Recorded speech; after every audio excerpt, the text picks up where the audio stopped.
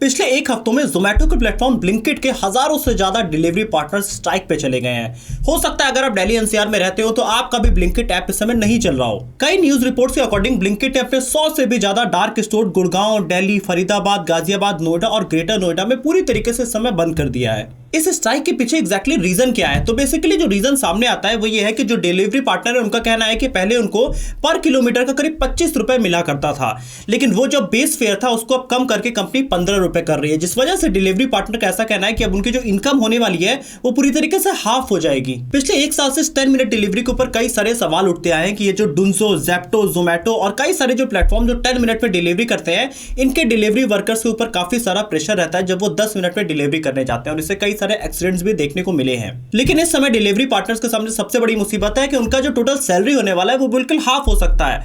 और यहां पे आप अगर पिछले साल भी देखें तो स्विगी ने भी कुछ ऐसा ही अपने वेजेस कम करने की कोशिश किया था, जिसके बाद उनके बैंगलोर के जितने डिलीवरी पार्टनर्स थे वो भी सब स्ट्राइक पे चले गए थे। यहाँ पे स्विगी ने अपने डिलीवरी पार्टनर्स के स्ट्राइक पे जाने के बाद उनके इकोनॉमिक्स पे ध्यान देना शुरू किया और वो कोशिश में लगे हैं कि किस तरीके से अपने डिलीवरी पार्टनर्स के वो इनकम को बढ़ा सके, और इसीलिए उन्होंने, आपको पता होगा, कुछ ही महीनों पहले रैपिडो में करीब 15% स्टेक एक्वायर किया है। यहाँ अगले साल स्विगी अपना आईपीओ लेके आने वाली है और उस समय उनको प्रॉफिटेबिलिटी की बहुत ज्यादा जरूरत है, और इस समय अगर उन्होंने डिलीवरी पार्टनर्स का साथ नहीं मिला तो वो पूरी तरीके से उनका आईपीओ फेल हो सकता है। तो इस वीडियो में हम जानेंगे कि क्या यूनिट इकोनॉमिक्स होती है एक डिलीवरी पार्टनर्स की और किस तरीके से आने वाले टाइम में स्विगी इस मार्केट को पूरी तरीके से रिवोल्यूशनाइज करने की कोशिश कर रही है। हेलो दोस्तों, मेरा नाम है दीपक, आप देख रहे हैं डिजिटल लॉट। तो भारत में स्विगी के करीब 3 लाख से ज्यादा डिलीवरी पार्टनर्स हैं जो पर डे करीब 20 लाख से ज्यादा ऑर्डर डिलीवर करते हैं, जिसमें से 3/4 करीब फूड का ऑर्डर डिलीवरी होता है। अब एक डिलीवरी एग्जीक्यूटिव के लिए पूरा दिन 2 पार्ट में डिवाइड होता है। एक होता है पीक आवर्स और एक होते हैं non peak hours. Peak hours वो होते हैं जब मॉर्निंग का ब्रेकफास्ट का टाइम होता है, दोपहर का लंच का टाइम होता है और शाम के डिनर का टाइम होता है। ये ऐसे समय होता है जब इन प्लेटफॉर्म को बहुत ज्यादा ऑर्डर आते हैं और लोग अपने खाने की चीजें ऑर्डर किया करते हैं, जिस वजह से डिलीवरी पार्टनर्स को 1 मिनट का भी रेस्ट करने का समय नहीं होता है। और इसके बाद दूसरा आता है नॉन पीक आवर्स। ये वो टाइम होता है जैसे कि आपका लंच और शाम के इवनिंग के बीच में जो टाइम होता है, जैसे कि शाम का 3 से 5 का समय। इस समय डिलीवरी पार्टनर्स पूरी तरीके से खाली होते हैं और इस समय उनको कोई भी काम नहीं होता है। यहाँ पे हर डिलीवरी पार्टनर की कमाई डिपेंड करती है कि वो पर डे कितने ऑर्डर डिलीवर करते हैं। वो जितने ऑर्डर डिलीवरी करते हैं उसी हिसाब से उनको इंसेंटिव भी उसी बेसिस पे मिलता है। यहाँ पे ब्लिंकिट के डिलीवरी पार्टनर्स अपने स्ट्राइक पे कुल 5 डिमांड कर रहे हैं। उनका कहना है कि एटलीस्ट हमारा जो पे स्केल हो वो पहले किलोमीटर से 25 रुपए से शुरू होना चाहिए। इसके साथ ही उनकी दूसरी डिमांड है, हमारे पे स्केल में कोई भी चेंजेस नहीं होना है। अगर चेंज करना ही है तो हमारा पे स्केल बढ़ाइए, घटाइए मत। इसके साथ ही तीसरी डिमांड है कि अगर कोई भी डिलीवरी वर्कर इनका 20 दिनों तक अगर लॉगिन नहीं कर पाता है तो उसको तुरंत टर्मिनेट नहीं करना है, और अगर टर्मिनेट करती भी है कंपनी तो पहले से प्रायर उनको इन्फॉर्म कर दे ताकि वो अपने कोई नया जॉब ढूंढ सके। इसके साथ ही अपनी चौथी प्रॉब्लम को एड्रेस करते हुए डिलीवरी पार्टनर से कहा है कि जो भी हमें कैश रिसीव होता है कैश ऑन डिलीवरी पे, उसको हम डायरेक्टली स्टोर मैनेजर को डायरेक्टली देते हैं, हमें किसी और को देने की जरूरत ना पड़े, नहीं तो यहाँ पे काफी ज्यादा कैओस हो जाता है। और साथ में 5वीं डिमांड है कि जब भी वो डिलीवरी करने जाते हैं तो पूरे दिन में उनको पानी पीने तक का भी टाइम नहीं मिलता है, तो एटलीस्ट उनके लिए पानी की सर्विस और साथ ही टॉयलेट की सर्विसेज भी हर जगह पे अवेलेबल होनी चाहिए जहां जहां वो पार्टनर की तरह काम किया करते हैं। अब यहाँ पे स्विगी ने अपने डिलीवरी पार्टनर्स के स्ट्राइक ब्लिंकिट और जोमेटो से पहले ही झेल लिया था, इसलिए अब उन्होंने डिलीवरी पार्टनर्स की तरह सोचना शुरू कर दिया।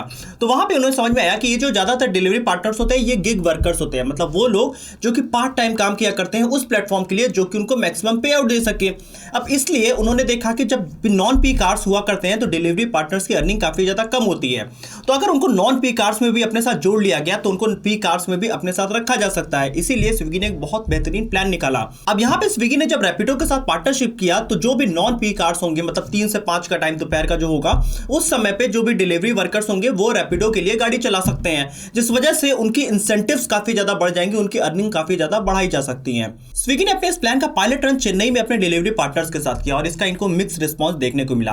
कुछ डिलीवरी वर्कर्स का कहना था कि इससे हमारे काफी ज्यादा अर्निंग्स बढ़ गई, क्योंकि हम 2 तरीके की सर्विस दे रहे हैं। नॉन पीक आवर्स में हम जाके रैपिडो के लिए सर्विस दे रहे हैं और पीक आवर्स में जाके हम स्विगी के लिए सर्विस दे रहे हैं। लेकिन यहाँ पे कुछ और भी डिलीवरी पार्टनर्स थे, उनका कहना था कि हमारे लिए काफी ज्यादा पैथेटिक है। एक तो यहाँ पे प्रॉब्लम आ रही थी कि रैपिडो के साथ ये मैन्युअली इंटीग्रेट कर रहे थे, जिस वजह से जो डिलीवरी पार्टनर्स को सर्विस मिलना हो रहा था वो काफी ज्यादा मुश्किल से हो रहा था।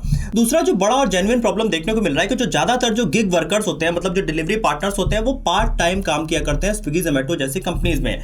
अब ज्यादातर ये स्टेबल जॉब्स में होते हैं, मतलब दिन में अपनी जॉब कर लिया और शाम को आके वो डिलीवरी में स्विगी और जोमेटो के साथ और रैपिडो के साथ काम कर लिया करते हैं। तो इस टाइप के डिलीवरी पार्टनर्स चाहते हैं कि वो उन प्लेटफॉर्म के लिए काम करें जिनके लिए उन्हें कुछ ही घंटे काम करना पड़े लेकिन उनको मैक्सिमम से मैक्सिमम पे आउट मिल सके, वो पूरा दिन यहाँ पे इन डिलीवरी पार्टनर्स की तरह काम नहीं कर सकते हैं।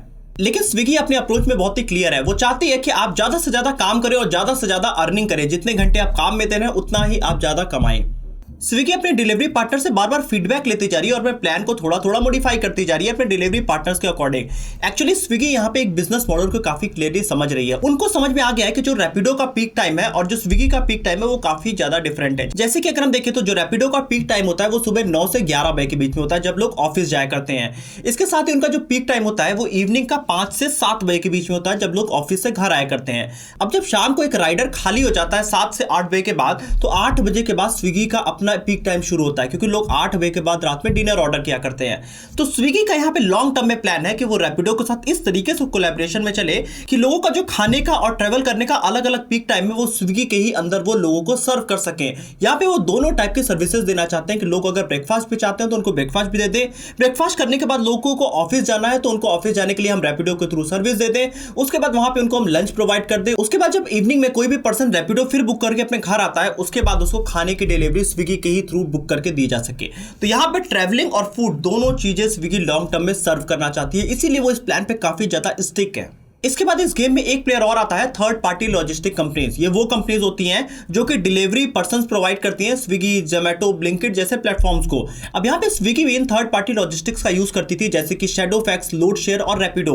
अब इनके जो टोटल ऑर्डर स्विगी के हुआ करते थे उसमें 15% करीब ऑर्डर इन्हीं प्लेटफॉर्म से आए हुए वर्कर्स के थ्रू डिलीवरी किया जाता था।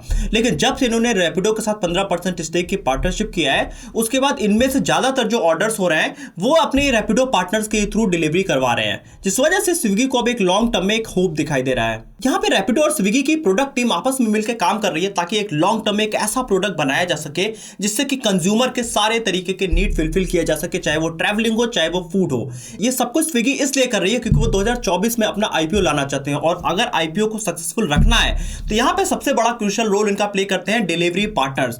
और अगर डिलीवरी पार्टनर्स को उनके इंसेंटिव्स और उनकी अर्निंग सही तरीके से मिलती है तो स्विगी को पता है कि वो लॉन्ग टर्म में जोमैटो को काफी ज्यादा पीछे छोड़ सकते हैं, क्योंकि डिलीवरी पार्टनर सबसे बड़ा पिलर की तरह काम करता है अगर कोई भी फूड की डिलीवरी करनी है तो।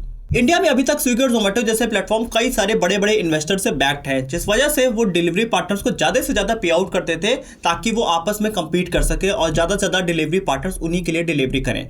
लेकिन अब स्विगी को समझ में आ गया है कि हमें अगर प्रॉफिटेबल होना है तो हमें डिलीवरी पार्टनर्स को ज्यादा नहीं पे करना है, बल्कि हमें उनके वर्किंग आवर्स का हमें एग्जैक्टली सही यूज करना है, और अगर वो सही यूज हो गया तो हम उनको बेटर पे आउट दे सकते हैं। लेकिन जोमैटो अभी भी अपने पिछले तरीके में फंसा हुआ है। वो ज्यादा से ज्यादा पे आउट देने की कोशिश कर रहा था, लेकिन उनको जब समझ में आया कि हम प्रॉफिटेबल नहीं हो रहे हैं तो उन्होंने अपने पे आउट कम करने की कोशिश किया। और अगर पे आउट कम होगा किसी भी डिलीवरी पार्टनर का तो वो तो वहां पे स्ट्राइक करेगा ही, और यही चीज जोमैटो के साथ देखने को बहुत ही क्लियरली मिल रहा है। यहां पे स्विगी के आगे के प्लान है कि वो रैपिडो को कंप्लीटली एक्वायर कर ले, जिस वजह से वो इंडिया के कई और तरीके की सर्विस दे सके, जैसे कि ऑनलाइन फार्मेसी की जो कंपनीज है, जैसे कि अपोलो फार्मेसी, 1mg जैसी बड़ी कंपनीज के लिए वो ऑनलाइन लोगों को डिलीवरी घरों पे कर सकते हैं जाके दवाइयों की। इसके साथ ही वो लीशियस जैसे प्लेटफॉर्म के लिए वो मीट की भी ऑनलाइन जाके डिलीवरी कर सकते हैं। तो यहाँ पे स्विगी एक अपना ऐसा थर्ड पार्टी लॉजिस्टिक बनाने की कोशिश कर रही है रैपिडो के साथ मिलके कि लोगों को कोई भी चीज की अगर जरूरत हो तो वो उन्हीं के लॉजिस्टिक से डायरेक्टली मंगा सके। दिल्ली एनसीआर में जो ब्लिंकिट के पार्टनर्स स्ट्राइक में उसके पीछे सबसे बड़ा एक और रीजन है कि यहाँ पे जो ब्लिंकिट जैसे प्लेटफॉर्म्स हैं वो काफी बड़े लॉसेस फेस कर रहे हैं। अपने वो लॉसेस को रिड्यूस करने के लिए वो अपना ज्यादा से ज्यादा कमीशन कम करना चाहते हैं। लेकिन ये प्रॉब्लम सिर्फ ब्लिंकिट के साथ ही नहीं है, इनके जैसे और कई सारे क्विक कॉमर्स डिलीवरी एप्स का भी यही हाल है। इन कंपनी से अपने 10 मिनट की डिलीवरी और कैची ऑफर्स की वजह से ज्यादा कस्टमर पहले अपनी तरफ अट्रैक्ट तो कर लिया, लेकिन अब उनको बड़ी प्रॉब्लम देखने को मिल रही है उनके एवरेज ऑर्डर वैल्यू और उनके मार्जिन्स में, जिस वजह से वो प्रॉफिटेबिलिटी से दूर दूर तक कहीं उनका नाता नहीं है। जहां इंडिया में क्विक कॉमर्स एक नई चीज है, वहीं यूएस में करीब 27 साल पहले ही वेबवेन और कॉस्मो जैसे स्टार्टअप्स ने इसकी शुरुआत कर दी थी, लेकिन बहुत ही जल्दी ये स्टार्टअप लॉसेज में चले गए और बहुत ही जल्दी ये बैंकरप्ट भी हो चुके हैं। इतने सालों में भी वर्ल्ड का कोई भी स्टार्टअप इंस्टेंट डिलीवरी मार्केट को क्रैक नहीं कर पाया है, और ये ज्यादातर कंपनियां इसको एक मार्केट गिमिक के तरह यूज करती हैं ताकि वो ज्यादा से ज्यादा कस्टमर को अपने तक अट्रैक्ट कर सके। तो आप कमेंट ऑप्शन में यहां जरूर लिख के बताइएगा कि ये जो 10 मिनट की डिलीवरी की जाती है क्या वो लॉन्ग टर्म में एग्जिस्ट कर पाएगी या नहीं कर पाएगी इंडिया में। आप कमेंट ऑप्शन में जरूर बताइएगा। वीडियो अच्छी लगी तो वीडियो को लाइक करिएगा, चैनल को सब्सक्राइब करिएगा और बेल आइकन में प्रेस करिएगा।